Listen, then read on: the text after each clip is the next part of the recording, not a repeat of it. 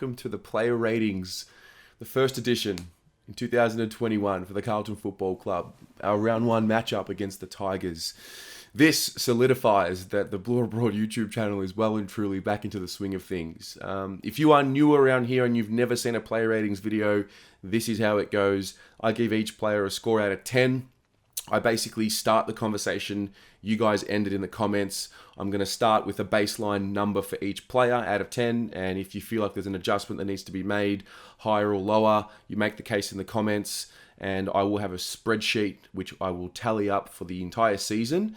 And we will crown the Blue Abroad best and fairest, or whatever we want to call it, at the end of the year. Now, we had some success with this in 2020. We actually picked the top three in the exact order that it was. So I think we're on the right track. Now, how I give my scores out of 10, it's all about context relative to the players standing in the team, role in the team, and how they've executed their role. So it's going to be interesting, and I definitely will need your help with this because I was at the game as opposed to watching it on TV. So I've got some different insights to what I normally would, but I definitely want this to be a little bit more interactive as we go. There's quite a few plays to get through, so let's begin.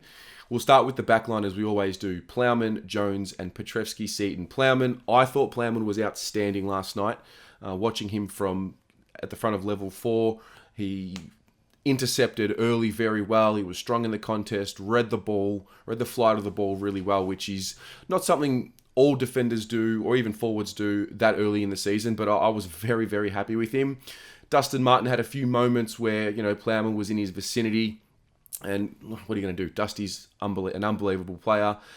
Also, Plowman's kicked a goal. He's kicked a goal, and the fact that he's done that, combined with his defensive efforts, for me, I started with an 8. I kind of want to give him a 9, but I might let you confirm that. I'll start with an 8 and see how we go there. But yeah, very happy with Plowman. It was one of those games where I'd say if you are a Plowman hater, I would hope you're bringing that same energy when he plays as well as he did last night. I didn't see too many bad moments. He used the ball well, but more importantly, he defended well. And from what I saw, he's very vocal on the field.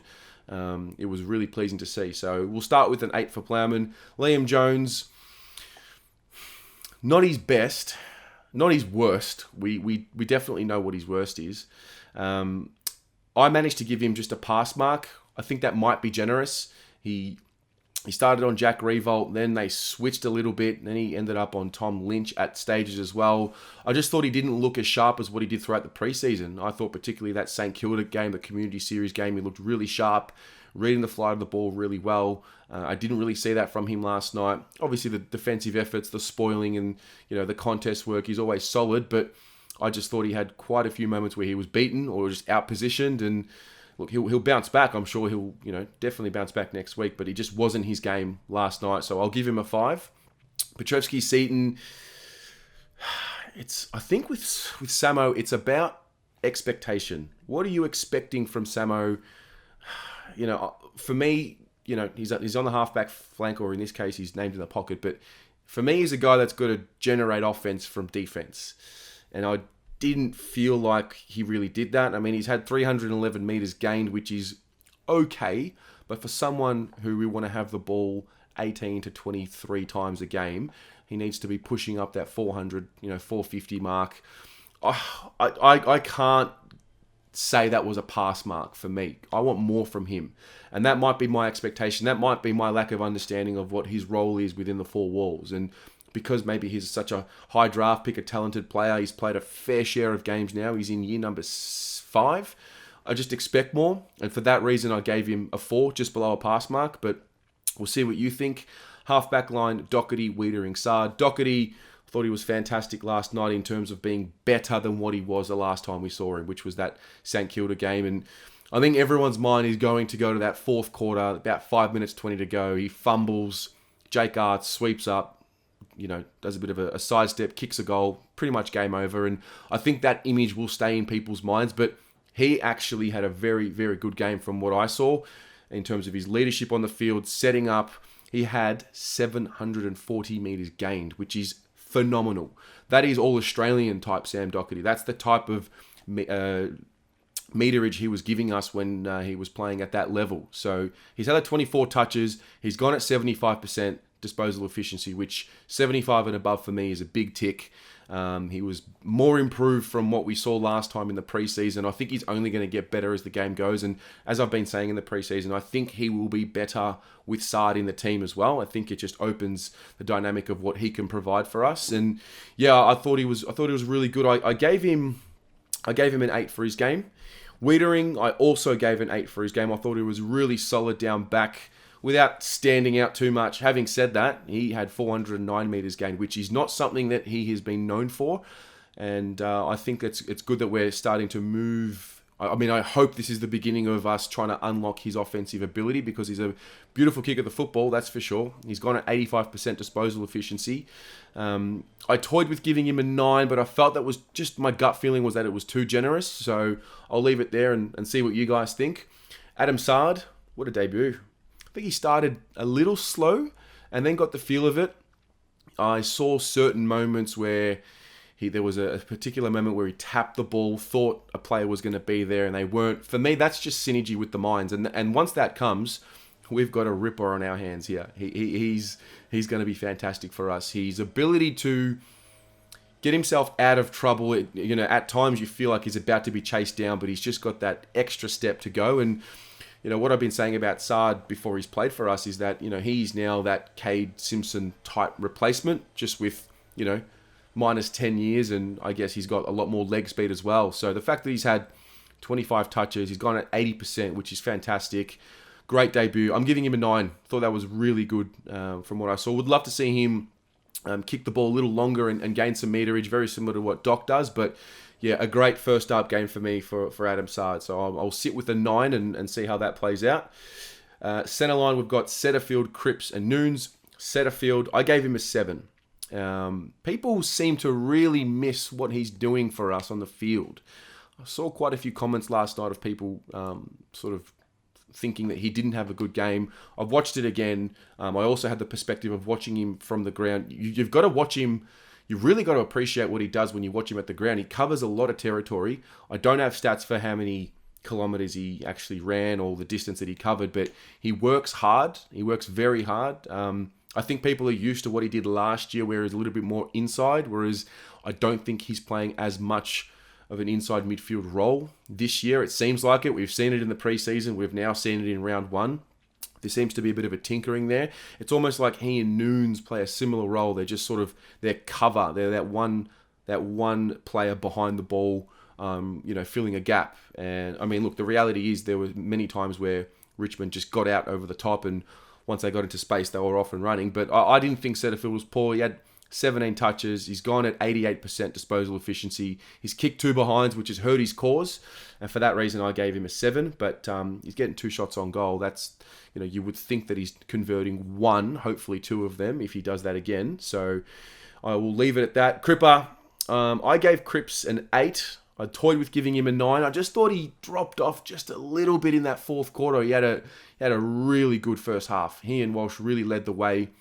But I felt that in that fourth quarter where we needed him to step up, he just didn't quite get himself going as what I would have loved to have seen. I might be a little harsh on him, but I felt like 8 was appropriate. At the end of the day, he's had the 28 touches. He's gone at 67%, 13 contested possessions. And one thing about Cripps, I don't know if it's a confidence thing. I don't know if it's a maturity thing, but he seems to hold onto the ball just a little bit too long. And Gibbons bailed him out. There was a great goal that Gibbons kicked, which was Cripps runs into the 50, and his first instinct is to take on the tackler and then handball, because he knows that once the defender commits to him, it creates space. And I get that, but I just felt like there were at certain moments where he should have just kicked the goal or kicked the ball. And again, don't know if that's confidence, don't know if that's instruction from Teague. I don't know. This is the tough part about giving ratings, when you don't really know what the roles are and what's being said from the coaching box. So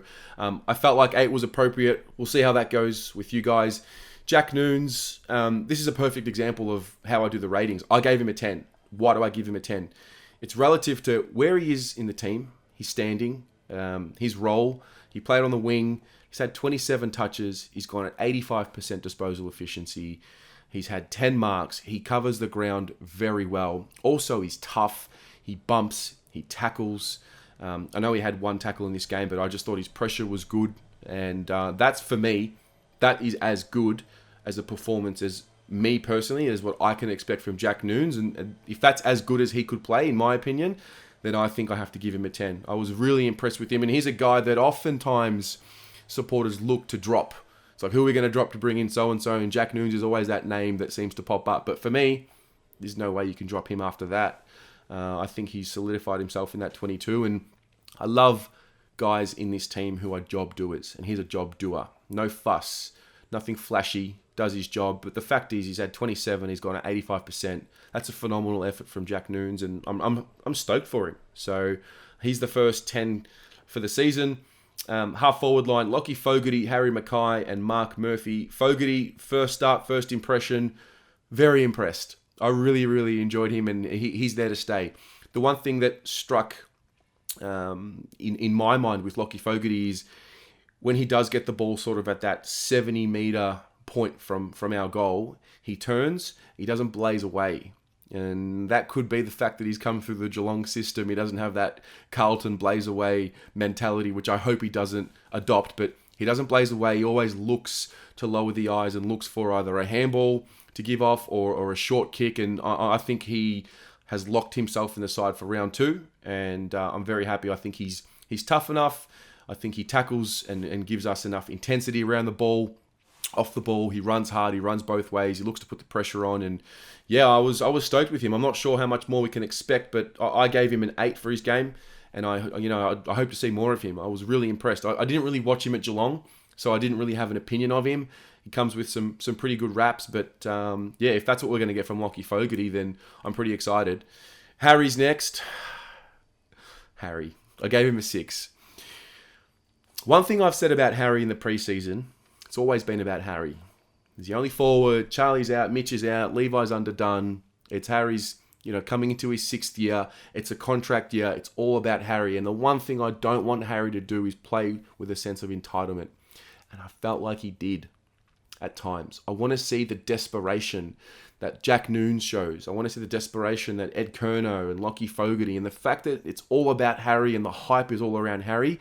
I just hope he's not buying into it, and I hope he still has that determination and desperation to work hard. And Leon Cameron uses a phrase in the Making Their Mark documentary to his players. It's playing life or death footy, playing like you have your life on the line.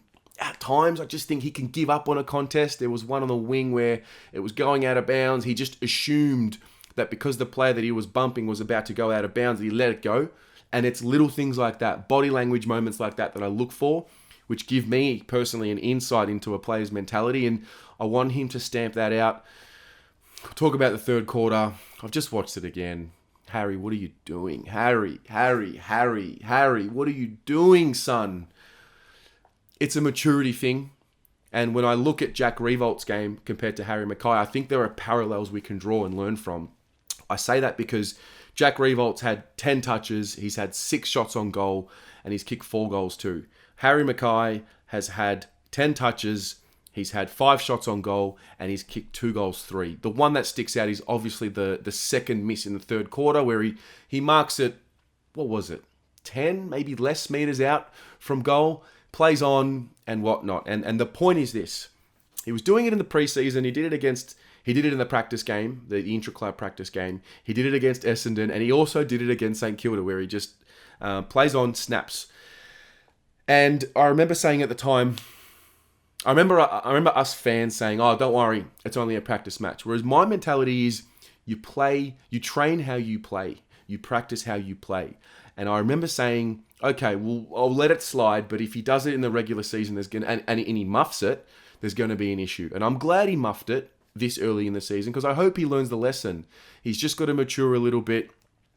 That's what I think it is. He's not a bad footballer, but he can make some bonehead decisions at times. I think that was one of them, but he'll learn. The reality is, if that wasn't his best game and he's found a way to kick his 2 and find that minimum standard, that's a tick for me. So I'm happy with that. I do talk about that minimum standard a lot, but I've given him a 6, just above a pass mark, with scope to get better, and I hope he is, and I just hope he learns that mistake just off the bat We don't need to make that mistake again. I hope it's the last time we see it, and we'll go from there. Mark Murphy is next. Didn't like what I saw from Murph. There's two sides to the story of Mark Murphy last night. Obviously, he's my favourite player, so I watch him pretty closely. I found it really hard to watch him run last night. When he has ball in hand, I'm excited and I'm relaxed because I know generally he's going to do something good with it. His entries inside 50 are good. The hit up is good. He hit a few targets. I think he hit up Mackay for a goal. He hit up Fogarty, who missed that particular shot on goal, and there was another one. So from that point of view, love it, and that's why we need him in the team. However, you counteract that with his defensive action, and I found myself watching him so many times just that step or two steps behind his opponent when Richmond was surging forward. And I think you can get away with it when you're a star of the team. And for many years, he has been the star of the team because he's been getting the 25, 27, 28 touches a game. But last night, I found myself saying, shit, like he looks really slow. No, I wouldn't say lethargic, but he's 33. It is what it is. You lose your pace. And I worry about seeing it again. I think he has to play next week because it's Collingwood. However, if the effort that I saw defensively from him shows up against Collingwood, then I think we've got to start talking about who's the replacement coming in. Because I just didn't see, I mentioned it before, life or death footy. I didn't see life or death footy from my boy Mark Murphy last night. I want to see more desperation. I know he had, look, it's not that he didn't put any pressure on, and it's just that from where I was watching from above. I could just see as he was approaching contests that he was just that little step slower or not in the right position, and I hope he rectifies it. I'm hoping that because he's a veteran of the sport, a veteran in his craft, he works his way into the season. And I'm not going to, say we have to drop him straight away. I just don't think he has too many tickets left where he can play 5, 6, 7 games like that and still get away with it. I just want to see him work a little harder. That's all. That's my challenge to him. I want to see him play desperate football and really work to earn more of the ball. He's had 11 touches. He's gone at 81%. He's had some nice moments, but he's also at the same time had some not nice defensive actions. So that's how I saw Murph's game. And for that reason, I didn't give him a pass mark. I gave him a 4. Next up, we've got Fisher, Casbolt, Silvani. Zach Fisher, he's a delight to watch. He really is. He started forward. He's had his 2 shots on goal. He then pushed up the ground into the midfield, and I think that was something that I like to see. I like the fact that we can put him in the midfield for 6 or 7 minutes in a game and use it as an ace up our sleeve. I think that's the beauty of his versatility. Unfortunately, he didn't kick a goal with his 2 shots on goal, but if he's getting 2 shots on goal, I would back him in to be scoring at least one of them a game. So I'm happy with that. He's had the 20 touches in the end. He's gone at 65%, so obviously not amazing, but the fact that he's won the ball when he wasn't able to hit the scoreboard is a positive for me. I found a way to give him, I started at 6, but I felt like that was too low, so I've gone to 7 with Fisher. So you let me know what you think about that. Casbolt, I can say what I want to say about Casbolt. For me, my summary of what I saw from Levi was he looked like a guy who did not play a single preseason match. Literally just looked underdone. I feel like he was in for the structure that we want to play. And it is what it is. Say what you want about it. I don't expect Levi to lead the charge in our goal kicking. The fact that he kicked the first goal of the game was nice, but just not what we needed from Levi. I've written down a 5, and I think I've given him a bit of an out because he's underdone. But really, we need more from Levi. We need a lot more. We need the expectation from a senior guy like him, for this football club to be playing a lot better than what he was. But having said that, the context of his personal situation in the team and being underdone led me to give him a 5. You let me know what you think. I'll make a change if you think so, but you just got to give me the argument. Jack Silvani, this is tough, and this sub is going to be tough for the player ratings because Jack's played a half. I thought he played really well. I don't know whether to give him a rating and proportionate for what he had in the half to the game because he was looking solid, looked like he was giving us great effort. But the reality, and he's kicked a nice goal, but he's played a half of football, so I feel like I can't give him a rating, so I'm just going to leave it there. Maybe I'll just give him a pass mark for his game because he definitely did what he needed to do in the first half, and we'll go from there. Maybe you let me know what you think we should do. My suggestion would be to give him an NA because he got injured, but you let me know what you think. The followers, Pito, Kerno, Sam Walsh. Pito, what's his job? He's there to compete. Did he compete? He competed at a very high level last night. I thought he was solid. 34 hitouts to Dan Curvis's 26. I don't have the hitouts to advantage stat in front of me. I apologise for that, but I did think he did some nice things. He did his job. I thought he did his job at a pretty high level. I gave him an 8 for his game. Pretty happy with that. Kerno, I gave him a 7 for his game. He had a few moments which just didn't go his way, and he'd want them back. He gave away that 50, and it was line ball, but it was there. They know the rules. They've got to know the rules, and the leader of the football club has to know the rules. He's had 29 touches. He's gone at 55%, which it's the typical classic Ed Kerno game. He wins a lot of the ball. I thought the positive for him was when the game was there to be won or lost, particularly in that fourth, and the real heat came on, he lifted. And that's something I'll give him credit for. But unfortunately, his efficiency was down. He gave away a silly 50 and a few things that you just can't have from your senior leaders.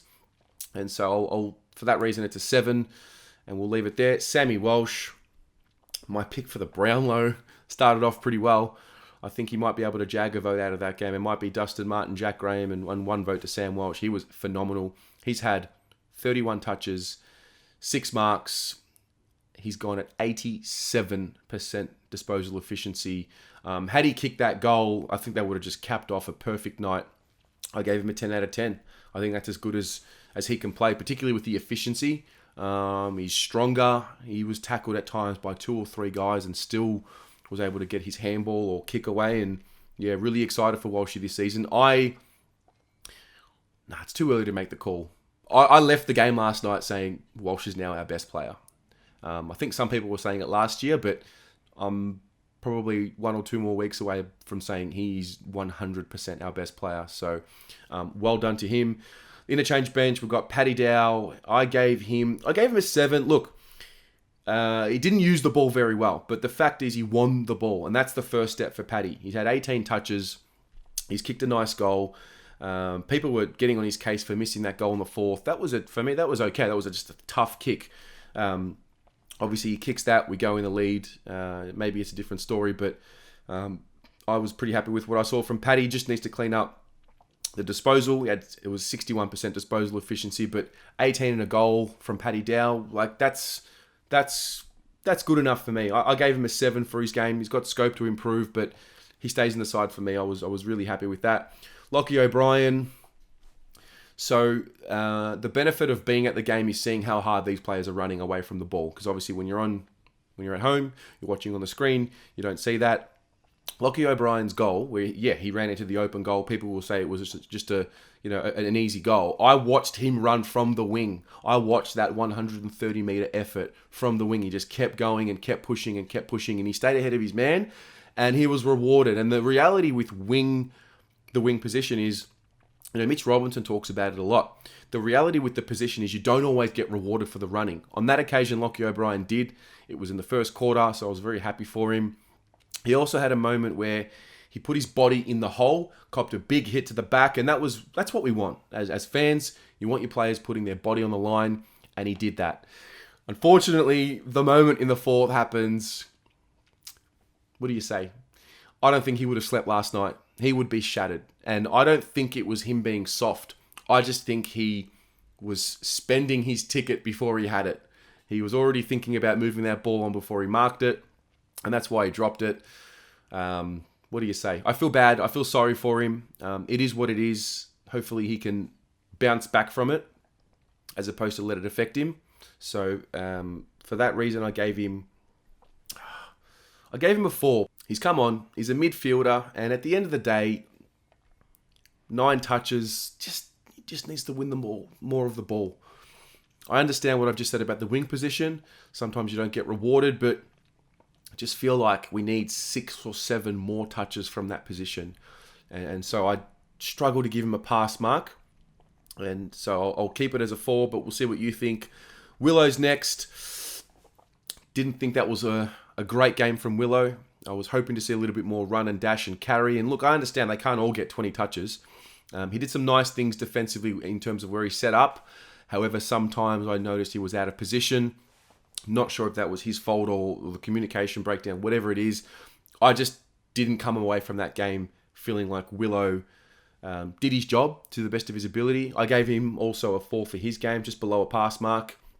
Gibbons, so grateful that he played and glad that he played. I mean, I've always been Team Gibbons, and I don't understand why he didn't play in the St Kilda Community Series game. Maybe he was a little sore, I don't know, but he, for me, has to play. He's got to play. He's a smart footballer.